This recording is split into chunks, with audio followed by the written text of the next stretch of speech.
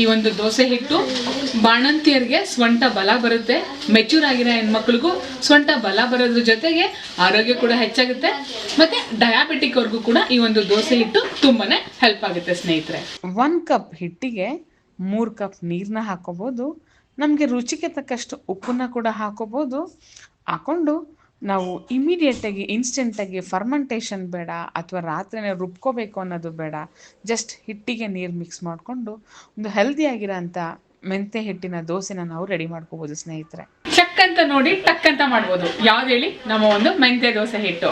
So ಇದಕ್ಕೆ ಮೊಳಕೆ ಕಟ್ಟಿರೋಂಥ ಮೆಂತೆ, ಅಶ್ವಗಂಧ, ಶತಾವರಿ, ಸಾಕಷ್ಟು ಒಂದು ಗಿಡಮೂಲಿಕೆಗಳನ್ನೆಲ್ಲ ಹಾಕಿ ನಾವು ಈ ಒಂದು ದೋಸೆ ಹಿಟ್ಟನ್ನ ಮಾಡಿರ್ತೀವಿ ಸ್ನೇಹಿತರೆ. ನಾವು ನಿಮಗೆ ಕೊಡುವಾಗ ಪೌಡರ್ ಫಾರ್ಮಲ್ಲಿ ಕೊಡ್ತೀವಿ. ಸೊ ನೋಡಿ ಎಷ್ಟು ಬೇಗ ಒಂದು ಬಿಸಿಯಾಗಿರೋ ಅಂಥ ದೋಸೆನ ನಾವು ರೆಡಿ ಮಾಡ್ಕೋಬೋದು. ನಾನಿಲ್ಲಿ 1 ಕಪ್ ಹಿಟ್ಟಿಗೆ ಒಂದು 3 ಕಪ್ ನೀರನ್ನು ಹಾಕ್ಕೊಂಡಿದ್ದೀನಿ. ಸೊ ತುಂಬ ಚೆನ್ನಾಗಿ ನಾವು ದೋಸೆ ಮಾಡ್ಬೋದು. ನಮಗೆ ಬೇಕು ಅಂದರೆ ಇನ್ನೊಂದು ಸ್ವಲ್ಪ ಬೇಕು ಅಂದರೆ ಉಪ್ಪು ಕೂಡ ಹಾಕೋಬೋದು. ತುಂಬಾ ಫಾಸ್ಟಾಗಿ ಆರೋಗ್ಯಕರವಾದ ಮೆಂತ್ಯ ದೋಸೆನ ನಾವು ಮಾಡ್ಕೋಬೋದು.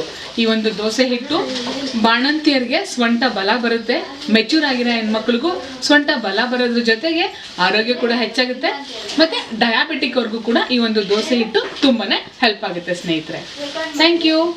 ಈ ಒಂದು ಪ್ರಾಡಕ್ಟ್ ನಿಮಗೆ ಬೇಕಾ ಸ್ನೇಹಿತರೆ? ಸೊ ಹಾಗಾದ್ರೆ ನಮ್ಮ ವೆಬ್ಸೈಟ್ www.asirimane.com ಇಲ್ಲಿ ವಿಸಿಟ್ ಮಾಡಿ ಆರ್ಡರ್ನ ಪ್ಲೇಸ್ ಮಾಡ್ಕೊಳ್ಳಿ. ನಿಮ್ಮ ಮನೆಗೆ ನಮ್ಮ ಮನೆಯ ಹೈಜೀನ್ ಪ್ರಾಡಕ್ಟ್ನ ಡೋರ್ ಸ್ಟೆಪ್ ಡೆಲಿವರಿ ಕೂಡ ತಗೊಳ್ಳಿ.